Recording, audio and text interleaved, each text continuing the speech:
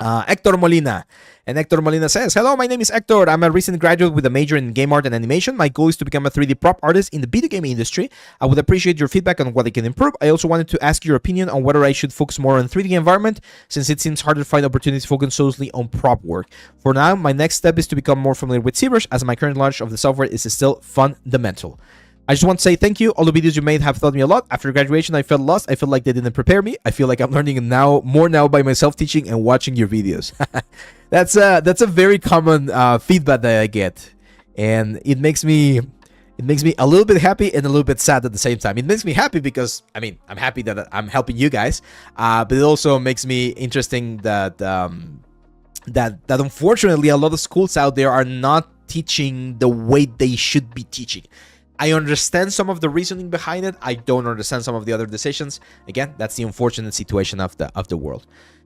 So straight out of the gate, Hector, one of the things that I see is that we definitely have some, again, simple props, right? Like simple props, and this is not something that's gonna allow us to showcase your skills in a better way. And for instance, here, this is one of those things that we should always work on. So what do I see on this desk right here? It's so flat, man. It's so freaking flat.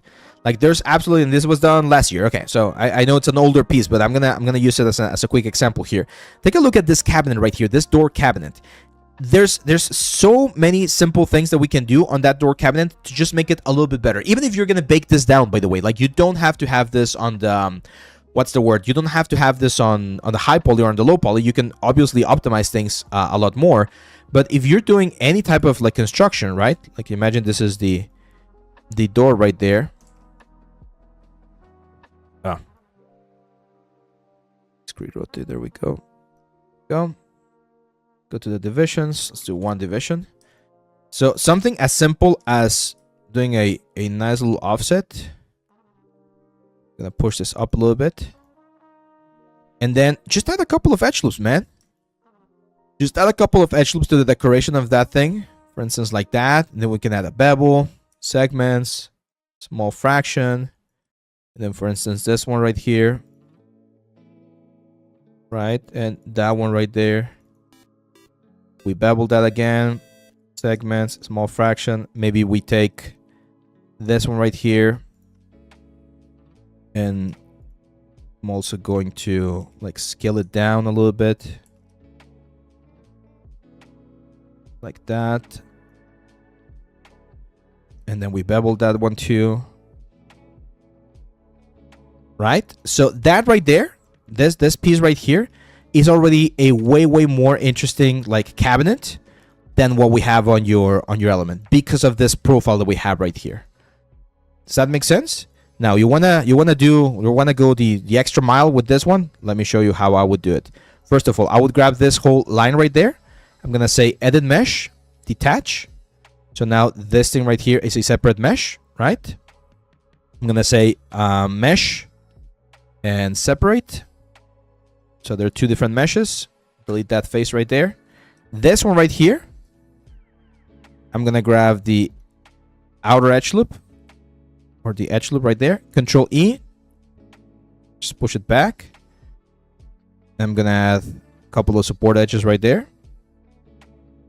And then this thing's right here. If I am a woodworker, right? Like if I'm in Spanish we call it carpintero. What's the name of someone who works with wood in English? I've always messed that one up. It's not carpentier, is it? That sounds very weird.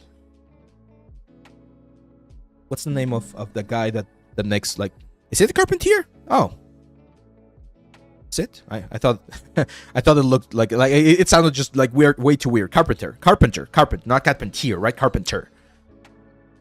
Okay, so if I'm a carpenter, what I'm gonna do to make this frame right here is I'm gonna cut trims here on the edges, right? So I'm gonna grab that edge right there, that edge right there, that edge right there, and that edge right there. I'm gonna say edit mesh and or sorry, not just bevel. Bevel is gonna be fine for this one. And I'm just gonna bevel that thing right there. Very small bevel. Very small. Almost nothing. There's other ways to do this. I'm gonna do 0.01. There we go. And I'm gonna add 2 segments. And on the depth, let's see if I can push it. Nah, I can push it too much. Then I'm just gonna grab those edges right there. Normally I would split this, but I don't want to like take too much time. So I'm gonna grab those guys right there and just push them back a little bit. So this right here, guys, will bake a lot better than what we have right now on this one, because again, this looks very, very flat, right? And just because we added those section lines right there, just because we separated this thing, the ambient occlusion and the bakes that we're going to get from this thing is going to be way, way better, right? And it's such a simple detail, such an easy way to incorporate more realistic details that are going to push your elements like to the next level. So be very careful with that, Hector. Be very careful when working on simple assets like this, because those are the things that we can definitely improve. Same for this one. Like if we already have all of this topology on the side of these things, let's use it. Let's give it a little bit more curvature, or let's push it in to create like a carved chamesheet or something.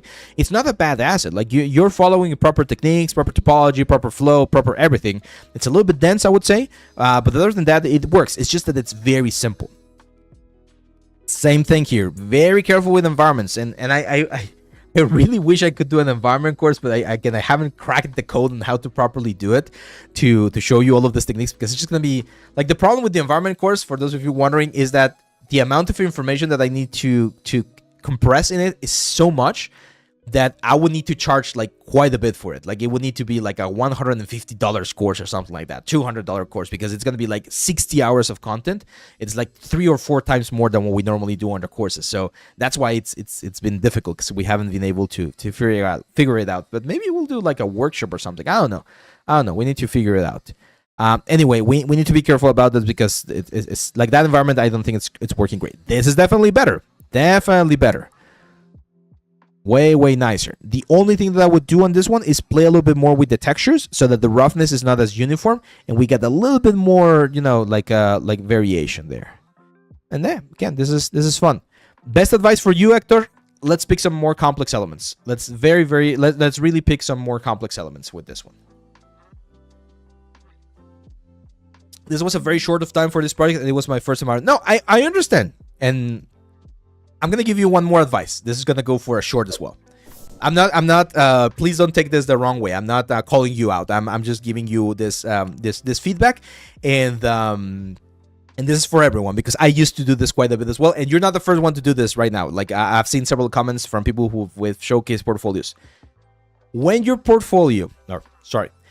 work is being critiqued or you're being given feedback, do not, and I say, do not, please, justify anything. Don't give excuses. Don't try to explain things. Don't try to do this before people give you feedback, because that's another very common thing. I try, like I'm reviewing something or someone's reviewing your work, and the first thing you say is, before they say anything, you say something like, "Oh, by the way, this is not my best work because I didn't spend as much time as I would like, or I was trying to learn this tool." Shut up! Shut up! Don't say anything. Don't give them any more information before they give you the feedback, because they might have not noticed anything. Sometimes I've had people that go like, "Oh, by the way, the base of this statue looks very bad because I didn't have enough time to finish it." Dude, I haven't even seen the base of the statue, and you're already telling me the mistake. Like, I might not even notice it if you don't tell me, right? So best thing you can do when you're getting feedback, when you're interviewed or something, don't say anything. Wait for them to ask a question, wait for them to make a comment, and then don't justify it. Just say, "Yeah, you're right. The textures could be improved a little bit more. I was learning actually about that." Always change. Let me rephrase that.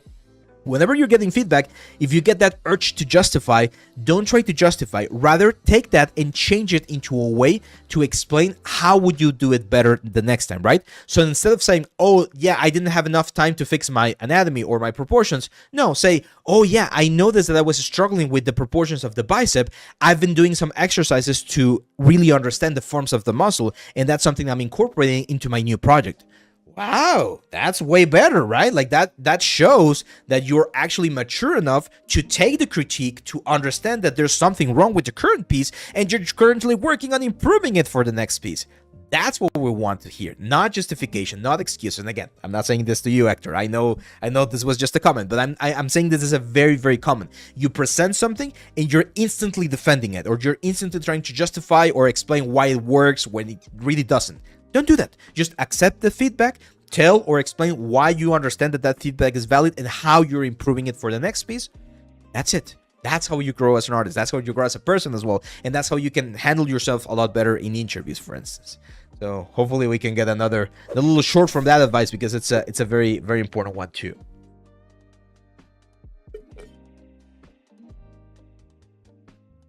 Let's see.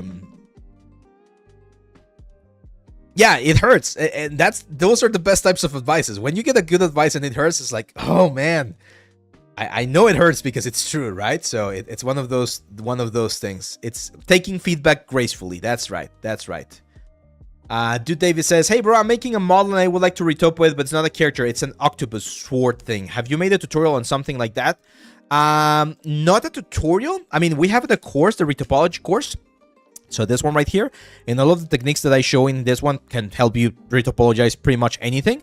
But we did this a live stream a couple of weeks ago. YouTube, Leal. Let me show you.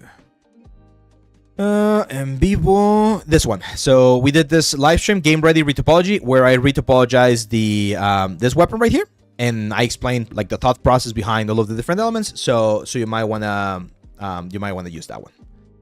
They really need to have a class for that in school. People take things way too personally. It's very common, and as artists, it's I've always mentioned it. As artists, it's a little bit more difficult because we do put a little bit of ourselves in every piece that we do. So when they attack the piece or when they critique the piece, we feel like they're attacking us.